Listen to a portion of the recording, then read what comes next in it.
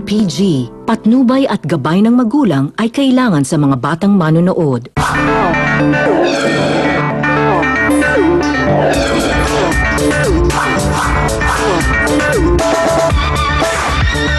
Lola, hindi pa nga namin pwedeng marilis kasi may naiwan pang utang yung asawa nyo. Oskating ang kumpanya ngayon ang hindi sasang-ayon, pwede na maghanap ng ibang trabaho.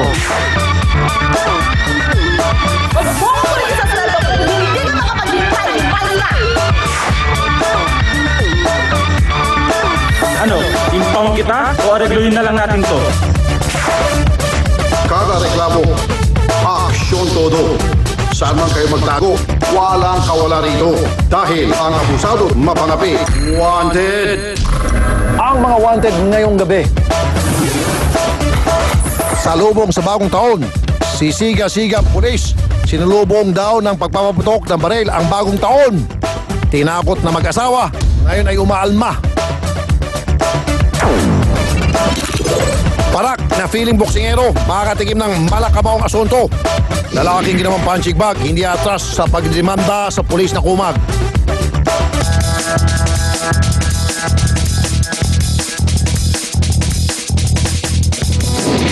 Kong He Fa Choi, siguradong umingi na naman ang araw ninyo sa pagpasok ng Chinese New Year. At kasabay ng pagdiriwang natin ng bagong taon ng mga Chinese, ay isang reklamong taon-taon din namin sinasalubong. Mga mokong na pulis na walang pakundangan kung magpaputok ng baril. Buena mano po sa atin na naman. Kung sinabi nyo ay pulis, tamang hula nyo. Isa na namang parak, pulis, alat, patola, kung ano pa pwede itawag. Although hindi naman nila lahat. Pero ito, si SPO2, abusado. Bakit kanyo? Papaliwanag po sa atin ni Mr. Elezer Alyan. Ang Batanggenyong si Elezer at kinakasamang si Marichu, inireklamo ang isang pulis na bayaw ng dating asawa ni Marichu na si Jun Riorta. Po yung bayaw po niya ay nagpunta po sa amin. Nagpunta po sa amin kasi Okay. po yung sa kapitbahay po namin at nagkakasa po ng baril. Ngayon po, bali nagpunta po kami ngayon sa kapitan para sabihin po, inirepair po kami sa bayan at doon na daw po kami magsuplong. Katapos po ng pagkakasuplong po namin, nadatnan po namin yung mga pulis doon. So in fairness, yung mga pulis sa bayan, umaksyon talaga. Umaksyon po, kaya lang po ay... Wala na silang nakitang baril. Wala silang Siyempre, naitago na nung Opo, naitago bayaw. Dahil wala raw nakita ang mga pulis na baril kay Jun Riorta, minabuti na Elezer at Marichu na iurong ang kanilang reklamo. Maganang loob nilang umuwi ng bahay sa pag-akalang naayos ng gusot. Pag uwi po namin ngayon ng bahay, okay na po yung usapan namin na yon. Bandang mga alas 11 na po ng gabi, dumating po yung tatay na pulis. Ito Yung lang si mismo SPO2. Yung si Bayaw. Apo. Bayaw ni Riorta. Okay. Ang tinutukoy nilang pulis ay si SPO2 Danilo Yema Sr. na bayaw ni Jun Riorta. Tinanong po yung bahay namin, yung bahay po ng asawa ko, yung namin po. Sabi ko, eto po yung bahay po namin, tinuro po namin. Tapos po sabi po sa akin, ikaw ba yung asawa ni Icho? Sabi ko, opo, ako po yung asawa. Hindi raw inakala ni Elezer na magaganap ang isang eksenang sa pelikula lang niya nakikita. Nasaksiyan ito ng kapitbahay niyang si Alfredo. Sila ang nag-uusap. Nung nag-uusap na yun, kaya nagalit siya. Wala mang ginagawa sa Eliser, sabihin silang mayabang. Nagpaliwalag dito itong isa, yung si Eliser, sabi naman hindi naman po mayabang. Nasagot naman yung pulis, lalabang ka. Sagot po niyan, hindi naman ako lalabang yun. Katapos bigla na lang sa tinadyakan. Pagkatadyak po niya, nagbunot siya ng baril. At bakit ito niya ginawa yun? At ang tapang-tapang ko daw po, nagsumbong pa daw po ako sa pulis. Ba't wala ka nang bang karapatan magsumbong sa polis? Yung bang gusto Yun nga mangyari? po ang iniisip Akala ko po. ba gusto nilang aregluhan. Kaya pumayag ka ng aregluhan at ay doon sa anak. Opo. Okay, ba't lasing ba itong si Danilo? Hindi ko po sir napansin kasi galing daw po siya ng duty.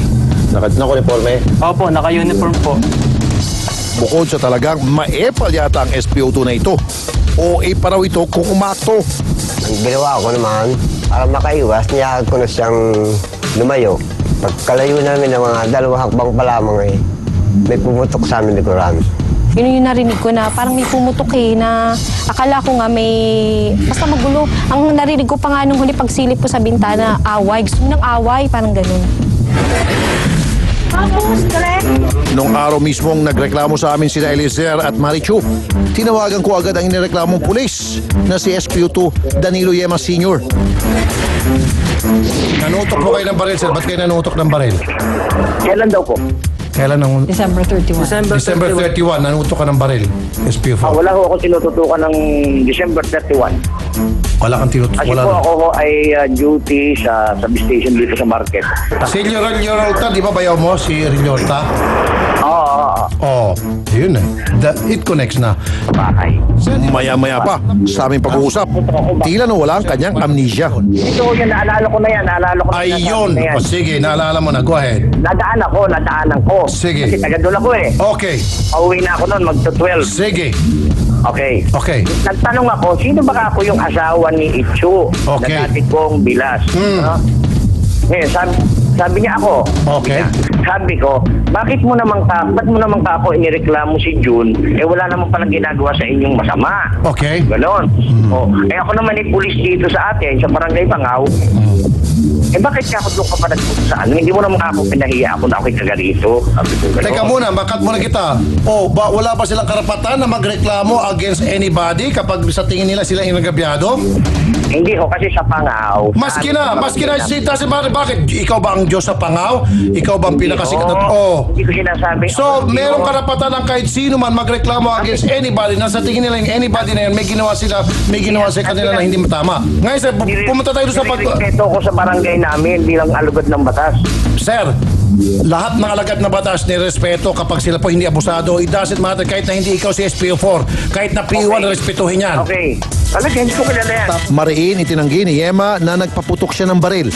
Okay? Okay, Rapi. Sige. Saludo ko sa'yo. Sige, sir. Saludo ko sa'yo. Wala akong ginawa. Hindi, sir. Sige na po, sir. Yung sa putukan na tutukan na ng baril. Sige na, direct to the point. Wala akong tinutukan.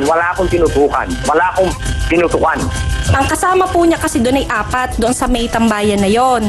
Yun pong isa ay nagpaalam na may So in short, merong mga nakakita, Mr. Eliezer, Apo, sa pagpaputok. May mga testigo. Pwede magtestigo against you, against him. Apo. Pwede tumang testigo mga yun. O patay ka ngayon, may magtitistigo ng paputok ka. So anong ginawa niya? Ayon pa kay SPO2, close naman daw sila nang nagrereklamo ang si Marichu. Kaya nga kasi hindi halos kami magkakapamilya kahit hiwalay pa naman si Itcho. Still, Ayaw ko. kaya nga, bakit kinakailangan sa'yo magsumbong? Sino ka ba? Sino ka ba? Ipis ka lang dyan sa PNP kung tutukusin dahil abusado ka. Kung hindi ka abusado, elepante ka. Wag mo akong ganyanin. Balas, Huwag mo magsigawan. balasubas ka kasi, sir, eh. Aba, hindi ako malasubas, ha? Alam mo, sir, di ba si Pinoy mismo nagsabi, kami ang amo nyo. Meron bang ganun tauhan ka lang namin tapos babastusin mo kami mga amo mo? Hindi ako nang aabuso. Ano ba yung papamaril? Di ba pang-aabuso yan? Yung panunutang, di ba pang-aabuso yan? Kung namaril ako, patayan. Ay, syempre, di mo papatayin. Syempre, magpaputok ka lang, pasiklab ka lang. Hindi ako nagalit sa kanila. Pare, kasasabi mo lang kanina yan eh. Kasi napahiya ka dahil sinabi mo Tagalog ka sa lugar na yun eh. Oo nga. Kasi doon sa amin hanggat maaari, inaayos ko ang sigalot. Eh ano ngayon kung ayaw nila magpaayos? Naiintindihan mo ba? Naintindihan ko, ikaw hindi nakaintindihan. Ano ngayon kung ayaw nila magpaayos sa'yo? Kung gusto nila magpaayos sa headquarters, kung gusto nila magpaayos sa wanted sa radyo, ano pakialam mo? May karapatan sila, di ba? Susunod, SPO2 Yema, paghaharapin na namin sa camera, tumanggi pa rin kaya siya.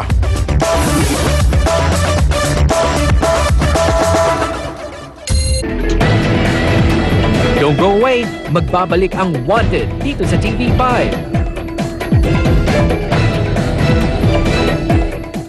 Bitag. Come on. Walang paligoy-ligoy. Huwag ka magsisigaw-sigaw sa akin. May partisipasyon ka, hindi ba? Walang kawala. Nadista ka ba? You know what? Hindi ka lulusot sa akin. Walang lusot ang kalokohan kay Ben Tulfo at sa kanyang nakambang Bitag. Biyernes alas 10:15 ng gabi sa TV5. Pag nakabukas ang camera, protektado ka. Pag patay, delikado ka. And Now, back to Wanted dito sa TV5.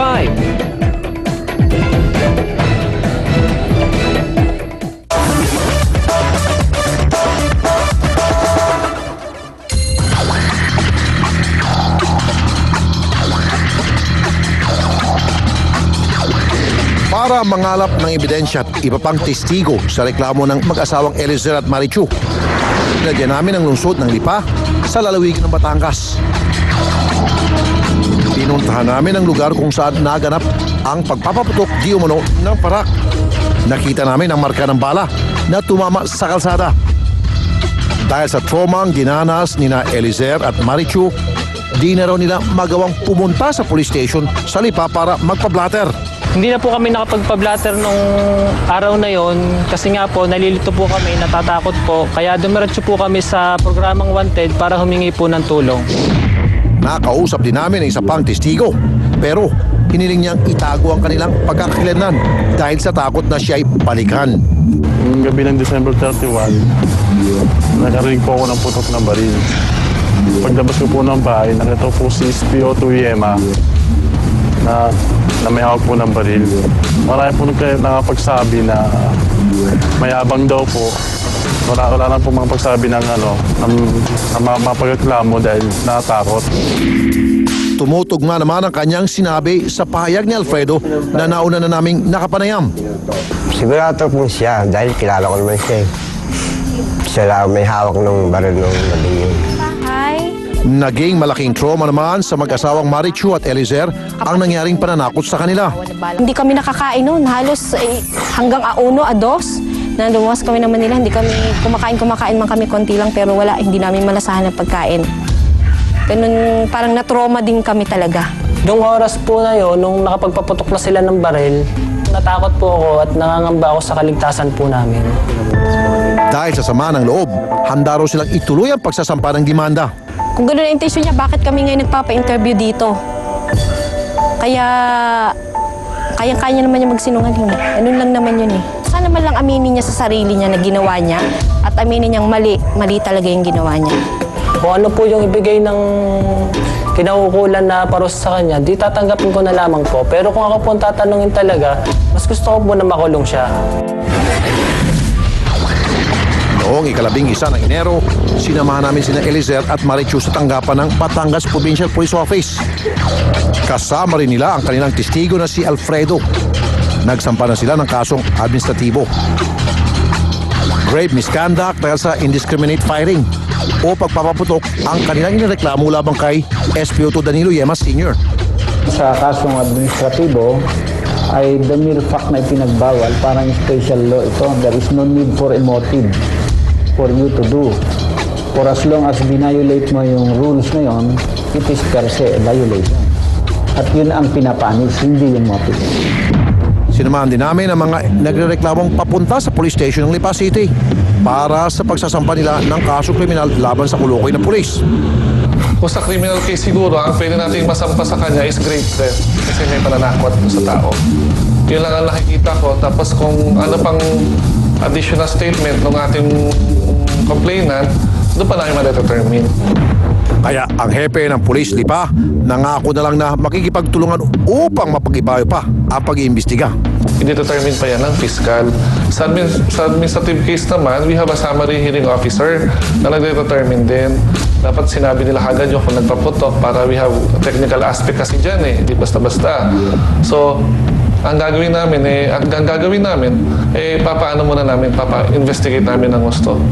Regarding kung nagpaputok siya. Then, pag na-found out na nagpaputok talaga siya, na under sa directives, mas mabigat yung kaso niya sa administrative. Parang aggravating circumstances. Dahil desidido silang sampahan ng demanda ang nananakot sa kanilang pulis, dumiretso na kami sa tanggapan ng piskalya.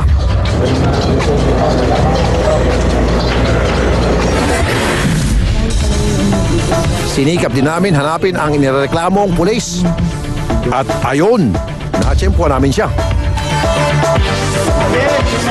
Nung una, nagpakipot pa siyang magbigay ng pahayag. Pero kalaunan, pumayag na rin si Yema. At tila sing lampot siya ng Yema sa pagpapaliwanag ngayon. Yung mga kaso ay hindi na pinararating at hindi na ibinabahog sa tao dahil yung kaming mag-asawa, hanggat maaari pag may problemang ganyan, kami na lang nag-aayos.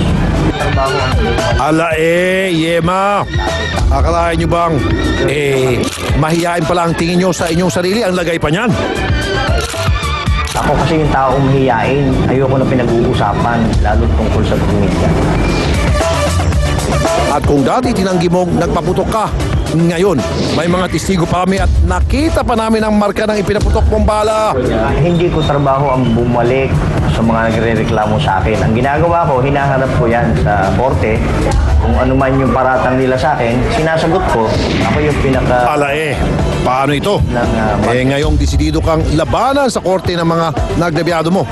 Hindi po ako makikipag-arreglo kasi hindi po dapat palampasin kasi kung iyon po ay palalampasin po namin, parang tinolerate na lang po namin yung mga ginagawa niya. Gusto ko pong maparusahan yung mga gumagawa ng mga ganyan para hindi na po maulit. Kasi magpapalit-ulit lang po yan kung papalampasin ko lang.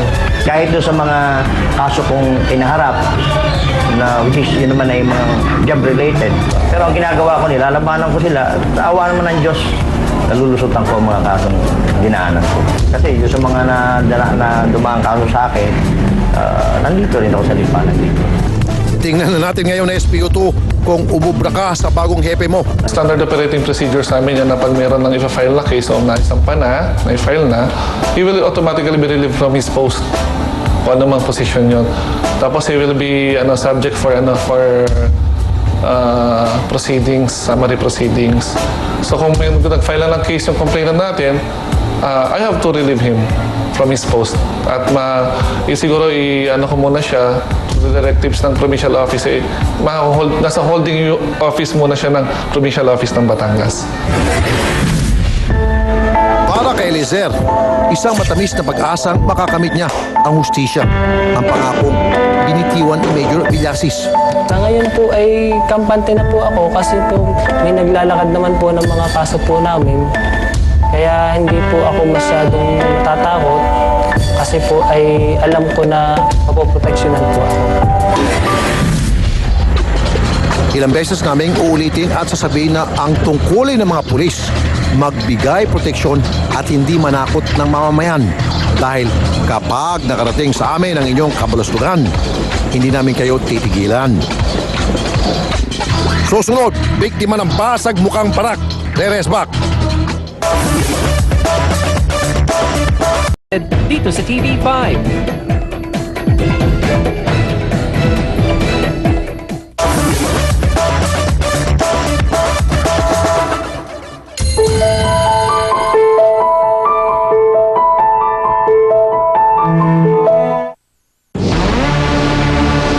Ang kinang ng tsapa ng isang pulis, kinakailangan nakakasilaw sa linis sapagkat refleksyon ito ng walang bahid na serbisyong ibinibigay ng mga pulis. Pero may ilan na nagiging kalawang sa institusyon dahil sa maling paggamit ng kapangyarihan. Unang buwan pa lang ng taon, ito, at may biktima na namang nagrereklamo sa aming programang Wanted sa Radyo. Okay, andito idol si Mr. Jeffrey Alonzo. Okay, at ang reklamo nito matindi ito. Boss Jeffrey, magandang hapon po, sir. Magandang hapon din po. Kahit hirap pa magsalita, ikunento sa akin ni Jeffrey ang nangyari umunong pang-abuso sa kanya. Magandang hapon din po. Sir, bali nung Christmas party po namin nung December 17 po. Po nung gabing yon, sabi po ng bisor ko, umuwi na ako. Okay. Sinunod ko naman po. Yung motor ko po, medyo palyado po yung karburador, kaya namamatayan po. Dahil sa palyado motor ni Jeffrey, napahinto siya sa tapat ng isang bahay. Bigla raw niya nakitang papalapit ang isang ubat na parak na may sukbit na baril sa tagiliran. Nakumpirma ni Jeffrey na pulis ang taong papalapit sa kanya dahil residente sa kanilang lugar at kilala niya ito. Bigla niya po akong sinuntok. Yung suntok niya po, hindi po yung pag-ano po, yung pasampal pong suntok na nakasarado po yung kamao. Sapok ang tawag nun? 2 beses po. Kaya po napababa po ako ng motor ko. Okay. Tapos po, hindi pa po ako tinantalan, sir. Sabi ko, sir, tama na po, nakataas na po yung kamay ko. Sabi ko, sir, tama na po, hindi naman po ako lalaban. Hindi pa rin po ako tinigilan. kinilala ni Jeffrey ang nambugbog sa kanya na si PO1 Adolfo Boy Abaya na nakatalaga sa Pasig Police Headquarters sa Pasig City. Nung gabi daw po yun, umakyat din po daw yun, sir. Ma'am, sa taas po, nakiinom din po rin. Malamang. Dahil ginawa ng punching bag nitong si PO1 Abaya ang mukha ni Jeffrey, bugbog, pasa at pamamaga ang inabot ng pobreng biktima. Pati ang kanyang panga, damay rin sa bagsik ng kamao ng malabok sinyerong parak. Ang pag-aabok daw ni Abaya, natigil lang nang dumating ang mga tauhan ng barangay. Nung may dumating pong L300 na sa Baseo po yata, dumating puro sa bahay nila ni Adel Papaya. Sino po mga sakay ng L300? Mga Baseo po, yung parang sa barangay po o sa munisipyo po. Okay. Tinanong, sabi po ni Adolfo Boy Abaya, sige okay na, kaya ko to. Nang kinausap daw ni Abaya ang mga bagong dating, dito na raw nakakuha si Jeffrey ng pagkakataong sumibat. Kaya nagkaroon po ako ng pagkakataon na mapaandar po yung motor ko para makauwi po ng bahay. Kung hindi pa dumating yung mga taga-Baseo, hindi ko lang po alam. Buksarado ka.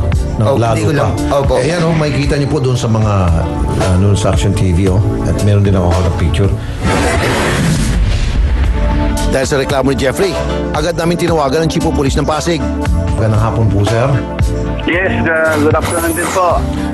Sir, si P1 Adolfo Boy Abaya, siya po ay sa aming studio, si Mr. Jeffrey Alonzo. Basag po yung kanyang panga at kinakailangan pa pong idugtong, kahiin o whatever pa pwedeng gawin na surgery pa ito. Binasag po ni P1 Adolfo Boy Abaya. Sige po, papuntahin po yung complainant at magkakasakay ng kaukulang aksyon tungkol dun sa complaint niya. Sige po. Sasamahan po namin sa inyong tanggapan, Colonel Cardona, sir. Mabuhay po kayo, Colonel, sir. Dahil nabasag ang panga ni Jeffrey, hindi pa niya magawang makapagtrabaho bilang telephone cable maintainer para itaguyod ang kanyang pamilya dahil kailangan pa niyang sumailalim sa isang medical procedure upang ayusin ang kanyang nabasag na panga. Hindi raw lubos maisip ni Jeffrey kung ano ang pinag-ugatan kung bakit siya napagtripan ng barumbadong PO1. Wala nga po akong maanong dahilan kung bakit niya po ako ginanon eh. Kasi po wala naman po akong ginagawang masama sa kanya eh. Kaya naman, handa raw niyang resbakan si Abaya sa tamang paraan. Yung yung pagkatao, tinapakan niya na ho eh. Gusto ko pong mabigyan ho ng katarungan yung ginawa niya sa akin. Kasamang wanted, dumiretso si Jeffrey at ang kanyang ina sa Pasig Police Headquarters. Dito, formal siya nagsampa ng kasong kriminal laban sa boksingerong police na si Boy Abaya na isang PO1. Kapag napatunayan sa investigasyon at sa pagdinig sa korte ang aligasyon laban sa astig na parak, siya naman ang maaaring ma-knockout sa laban. More on physical injuries. So, titignan natin yan. If evidence warrants, then tuloy-tuloy na magkaroon ng summary hearing. Kung talagang nagkasala ang aming pulis, makakaasa kayo na mayroong kaukulang saka criminal action. Nang araw din yon, hinagilap namin ang diumanoy ng basag mukhang si Abaya. Pero hindi nagpakita ng kanyang pagmumukha si PO1. Ni anino niya, hindi namin nasilayan. Ang opisina pinagdalhan sa amin, sarado at walang tao.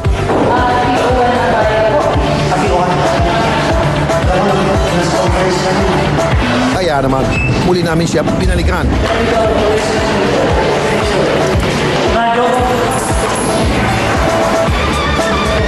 Pero etong si PO1 Boy Abaya, wala siya mukhang may harap sa amin para dumipensa. Kaya default ulit siya sa aming kamera. Sa tanggapan naman ng National Police Commission o NAPOLCOM, nagsampa ng kasong administratibo si Jeffrey laban kay P1 Abaya. Ang walang kasawasawang labagin ng mga kolokoy na lespo, ang NAPOLCOM Circular Order number 2007-001 kung saan pinagbabawal ang grave misconduct sa mga miyembro ng pulisya.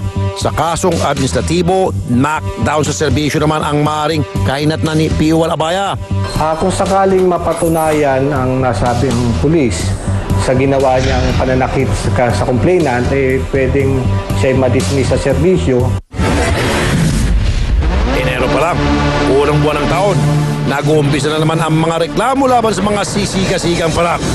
Huwag na sanang dumami ang mga kalawang na tulad nyo para huwag nang lumaki pa ang butas sa mga tagapagpatupad ng batas. Maaari nyo rin i-email ang inyong sumbong sa wanted@tv5.com.ph. Para sa anumang reklamo ng pang-api at pang-abuso, maaari kayong tumawag sa Wanted Hotline o kaya't mag-text sa mga sumusunod na numero. Kada reklamo, aksyon todo. Saan man kayo magtago, walang kawala rito. Dahil ang abusado, mapangapi. Wanted!